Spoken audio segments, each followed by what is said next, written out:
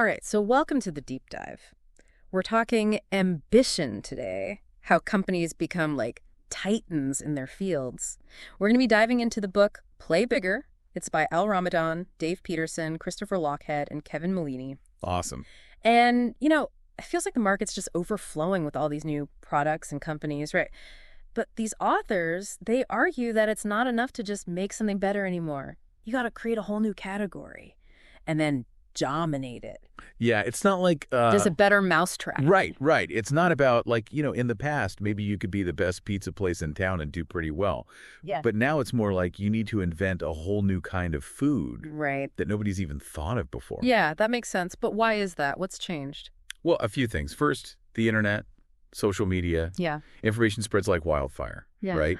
So if your new thing catches on, boom, it can go global almost overnight. Makes sense. Second, the way we buy things has changed. Digital distribution, you don't need physical stores to reach millions of customers. So basically, the barriers to entry are lower, but the stakes are higher. Exactly. Creates a winner-takes-all dynamic where the company that defines the category often reaps the biggest rewards. Look at Uber. In 2015, valued at $51 billion. Lyft, number 2, only $2 billion. Wow, that's a huge difference. So it's not just about being better. It's about being different. Being being the one to set the rules of the game. You got it. Yeah. And the authors of Play Bigger, they call this category design. It's about deliberately creating a new space in the market. Right. That people understand Yeah. and want to be a part of. So it's kind of like a mental shift. Instead of thinking how can I make a better smartphone, you think, how can I create a whole new category of device that solves problems smartphones don't even address? Perfect. Yeah. Here's the thing. Category design isn't just some newfangled Silicon Valley buzzword. It's been happening for centuries. Oh, really? Think of Clarence Birdseye. Oh, wasn't he the frozen food guy? Yeah. I remember reading somewhere he was obsessed with preserving food after, a trip to the Arctic or something. Exactly. Before Birdseye, frozen food wasn't even a thing. He had to create the entire ecosystem. Wow. From figuring out how to freeze food properly, convincing grocery stores to stock it. His first attempt actually failed. Oh, interesting. But he was persistent. Ultimately changed how we eat. That's amazing. So persistence is key. But it sounds like you also need a visionary streak to pull off something like that. Absolutely. Oh. And Play Bigger emphasizes that you can't just stumble into a new category. You need a clear and compelling point of view. POV that guides everything you do. So it's not enough to just have a cool product or a catchy name? No.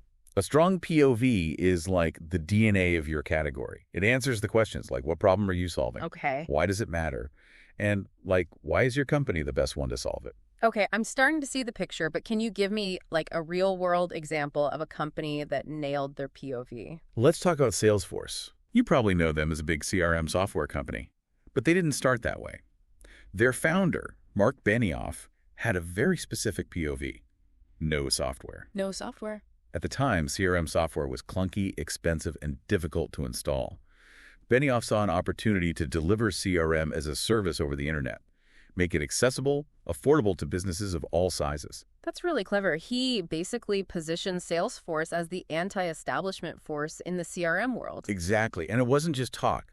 Salesforce's POV informed everything they did, from their product development to their marketing. They even managed to snag the stock ticker symbol, CRM. Oh, wow. Talk about making a statement. He really went all in on owning that category. So a strong POV is a guiding principle that helps a company stay focused, avoid getting distracted by shiny objects. You got it.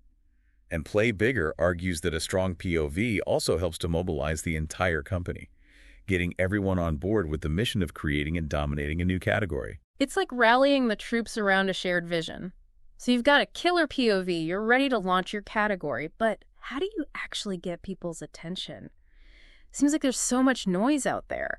Tough to break through. Right, and that's where the concept of the lightning strike comes in. Lightning strike. This is one of the most intriguing parts of the book. Okay. The authors argue that you need to make a big splash, a concentrated effort to launch your category. Okay. In a way that grabs attention, generates buzz. So it's the opposite of just putting out a press release and hoping for the best. Definitely. It's about creating a moment, an event, something that people will talk about and remember. Okay. Think of Apple's product launches, right? Yeah.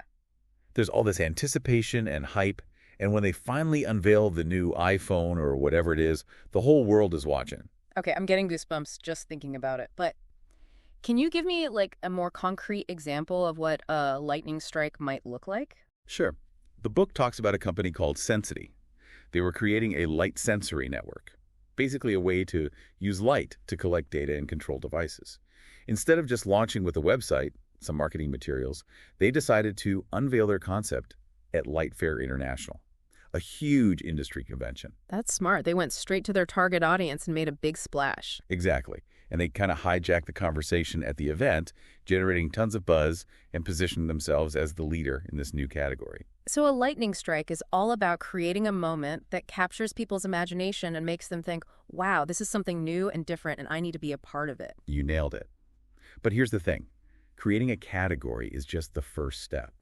To really become a category king, you need to keep expanding your domain, pushing the boundaries of what's possible, finding new ways to create value. So it's not a set it and forget it kind of thing. Definitely not. Play Bigger uses Facebook as a prime example of how a company can maintain its dominance by constantly evolving and expanding its category. That's true, right. Facebook started as a way for college students to connect with each other, but they didn't stop there. Right. They expanded to high schools, then the general public. And now they're connecting people all over the world with this whole idea of the social graph. Exactly. And they didn't just add more users, they expanded the things people could do on Facebook. Think about like the introduction of the photo application. Yeah. Suddenly, Facebook wasn't just about like text-based status updates. It was about sharing your visual experiences with the world. That was huge for them. And they've continued to innovate with things like the news feed, marketplace, groups. It's like they're constantly finding new ways to like add value to the platform and keep people engaged. And that's key takeaway from Play Bigger. Category kings don't rest on their laurels. They're always looking for new problems to solve, new ways to expand their reach, and new value to create. So they're playing the long game, constantly like iterating and evolving to stay ahead of the curve.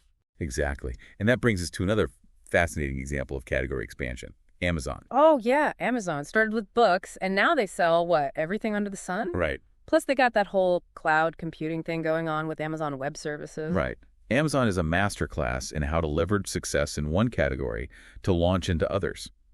They used their early dominance in book selling to build this incredibly efficient logistics and distribution network, which then allowed them to move into other areas of retail, like electronics, apparel, and then they took this seemingly risky leap into cloud computing, leveraging their technological expertise to create a whole new market. It's amazing how they've been able to, like, transform themselves from an online bookstore into this, like, massive, multifaceted company that's touching almost every aspect of our lives. It really is a testament to their vision and their ability to execute. And it's a great example of what Play Bigger calls the category creation machine. Category creation machine. Okay, I'm intrigued.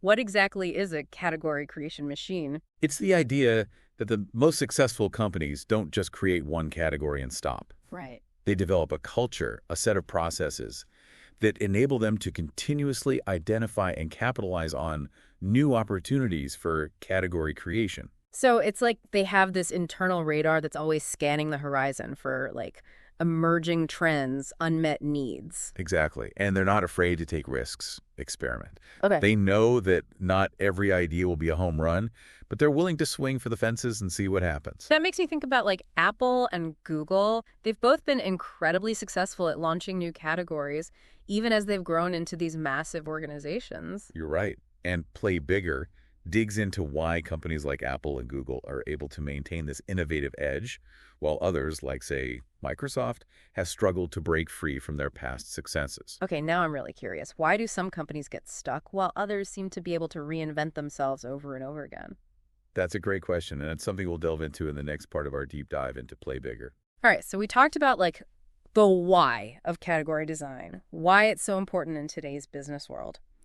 Now let's get into the how. How do you actually go about designing a winning category? Well, remember how we were talking about a strong point of view, or POV? Right. That's really where it all starts. Your POV is like a compass that guides every decision you make. So it's not just a marketing slogan. It's like a fundamental belief system. Exactly. And Play Bigger actually gives a really helpful framework for like crafting a compelling POV. They say it should answer 3 key questions. What's the problem? Why does it matter? And how is your company uniquely positioned to solve it? Okay, that makes sense. Can you give me an example of a company that, like, did this really well besides Salesforce? For sure. Think about 5-Hour Energy. Okay. Before they came along, people were either chugging sugary sodas or drinking coffee to get an energy boost. But 5-Hour Energy, they saw this unmet need, like a way to get a quick, focused burst of energy without all the sugar and calories. That's true. I actually used to drink those all the time back in college. I never really thought of it as a category king, but I guess it makes sense. Right. They created a whole new category for energy shots. Exactly. And their POV was all about providing, like, a convenient, effective, and sugar-free way to combat fatigue. And this message really resonated with, like, busy professionals, students, anyone who needed a quick pick-me-up. So they identified a problem, articulated why it mattered, and positioned themselves as the solution. Pretty clever. Right. And Play Bigger really emphasizes that the language you use in your POV is crucial. It needs to be clear, concise, emotionally resonant. So you've got to speak human, not like corporate jargon. Exactly. The book actually gives this hilarious example of, like, a terrible POV, which sounds something like this.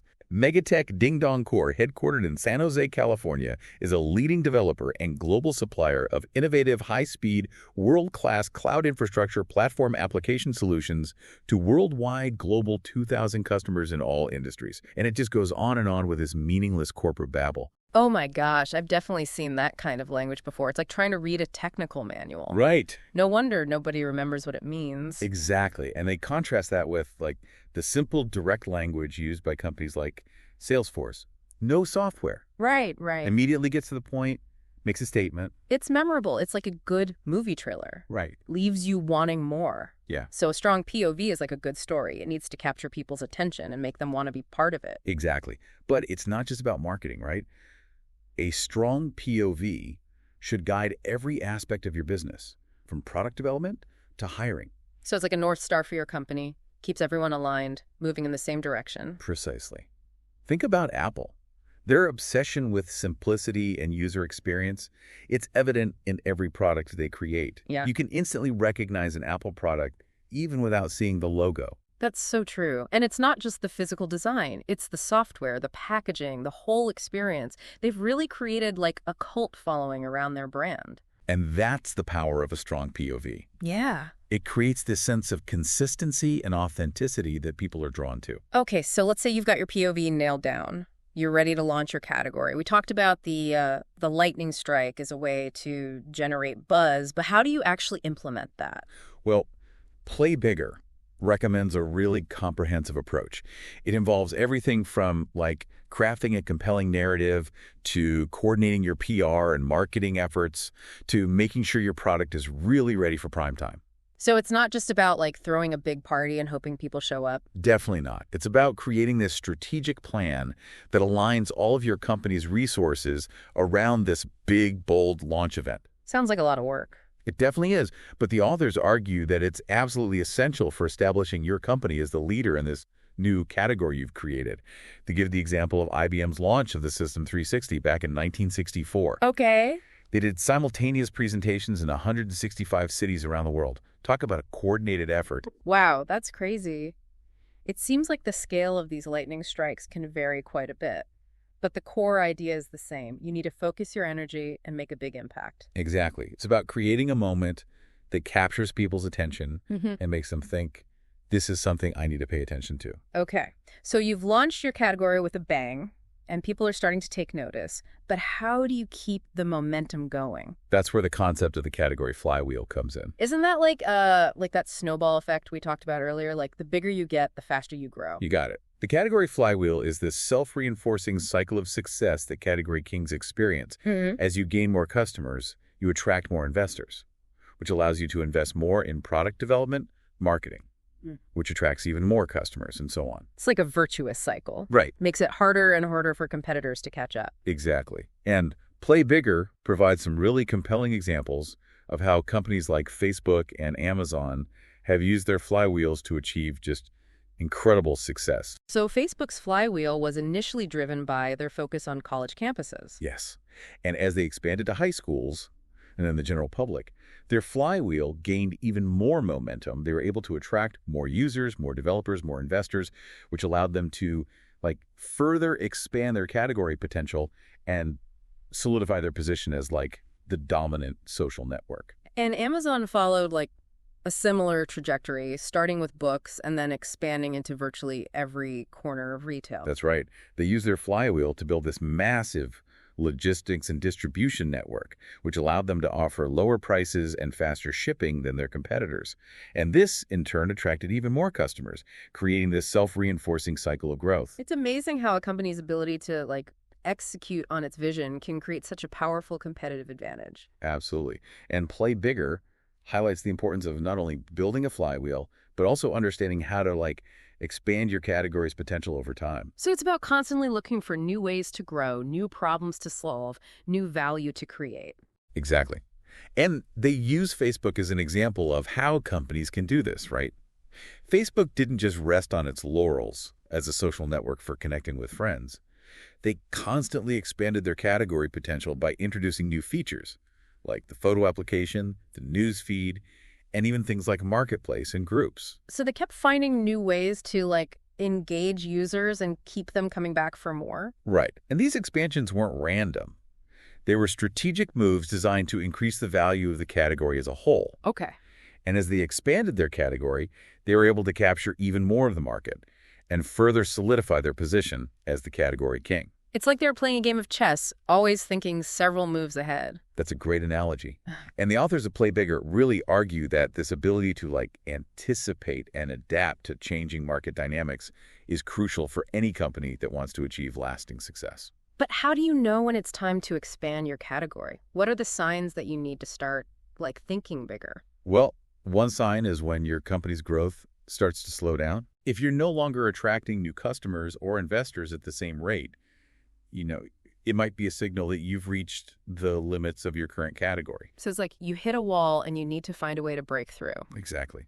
And another sign is when you start to see new competitors emerging who are targeting a slightly different segment of the market. This could indicate that there's an opportunity to expand your category to encompass these new customers. It's you need to broaden your horizons and redefine what your category is all about. Precisely. And the book provides some really interesting examples of how companies have successfully expanded their categories, including Amazon's move into cloud computing with Amazon Web Services. That was a really bold move, considering that they were primarily known as an online retailer at the time. Right. But they saw an opportunity to leverage their expertise in technology and logistics to create a whole new category of cloud-based services. And it's turned out to be incredibly successful for them. It just goes to show that even the most established companies need to be willing to evolve and adapt if they want to stay ahead of the curve. And it's not just about expanding into new categories. It's also about continuously innovating within your existing category. Mm-hmm. Play Bigger uses Apple as an example of a company that's been incredibly successful at doing this. They've consistently pushed the boundaries of what's possible with their products, from the iPod to the iPhone to the iPad. It's they're always one step ahead, constantly redefining what's possible. And that's what it takes to be a category king. You need to have a clear vision, a strong point of view, and a relentless commitment to innovation. So if we want to play bigger, we need to think bigger, act bolder, and never stop innovating. Exactly. And Play Bigger provides a roadmap for doing just that. It's a must-read for any entrepreneur, executive, or anyone who wants to make a real impact in the world. This has been an incredibly insightful conversation. I'm starting to see how this whole concept of category design can be applied, not just to businesses, but to our own careers and lives as well. It's about finding our unique POV, building our own flywheels, and constantly expanding our own potential. That's a really powerful insight, and it's something that we'll encourage you to explore further as we continue our deep dive into Play Bigger. It's interesting, we've been talking a lot about startups, right? How they disrupt markets by creating new categories. Mm-hmm. But what about those big, established companies? Can they play the category design game too? Yeah, that's a great question. And Play Bigger actually devotes a whole section to this. Turns out it's incredibly difficult for large companies to consistently create new categories. Makes sense. They often get bogged down by bureaucracy, risk aversion, this focus on short-term profits. Yeah, I can see that. When you're a massive company, right, thousands of employees, this complex organizational structure, it's probably hard to be nimble and innovative. Exactly. The book calls this the harvesting mentality. Instead of investing in long-term growth and innovation, many large companies become fixated on, like, squeezing as much profit as possible out of their existing products and services. It's like they're so busy milking the cash cow that they forget to plant new seeds for the future. That's a perfect analogy. Uh-huh. And this short-sightedness can be fatal in the long run. Yeah. As markets evolve, new technologies emerge, companies that fail to innovate risk becoming, well, obsolete. They become dinosaurs, unable to adapt to the changing environment. Exactly. But Play Bigger does offer some hope for these corporate giants. Okay. They point to companies like Corning, which has this long history of category creation dating back to the invention of Pyrex glass in the early 1900s. Wow, I didn't realize Corning had been around for that long. What's their secret? How do they stay innovative over such a long period of time? Well, the book argues that one of the keys to Corning's success has been their willingness to invest in research and development, even when the payoff isn't immediately apparent. Like, they give the example of Gorilla Glass, initially developed in the 1960s. Oh, wow. Didn't find a large-scale market until, like, decades later, when Apple chose to use it for the iPhone. Oh, that's interesting. It's a good reminder that innovation sometimes takes time. Right. You got to be patient, persistent, and maybe a little bit lucky. Absolutely. Yeah. And Play Bigger also highlights the importance of building relationships with other innovators, even outside of your own industry. They describe how Corning's CEO, Wendell Weeks, had this close relationship with Steve Jobs, and how this relationship actually helped to inspire the creation of Gorilla Glass for the iPhone. So it's about recognizing that innovation often happens at the intersection of different ideas and perspectives. Precisely.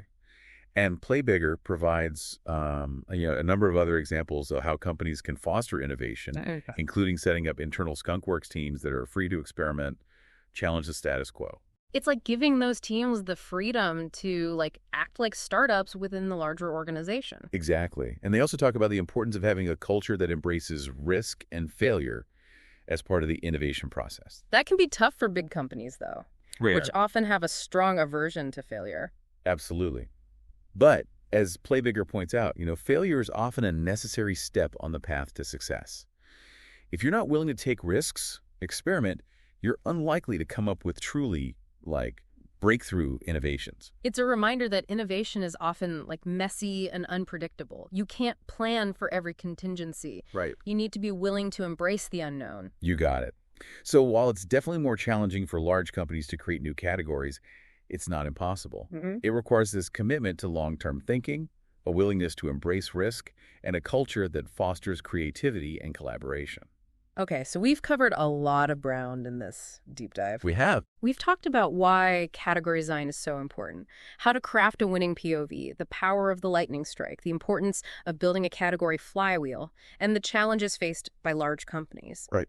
What's the key takeaway for our listener, the person who's eager to apply these concepts to their own life or career? If I had to distill it down to one sentence, I'd say this. Don't just try to be better. Be different. Find a problem that's not being solved, develop a unique and compelling POV, and go all in on creating a category that you can own.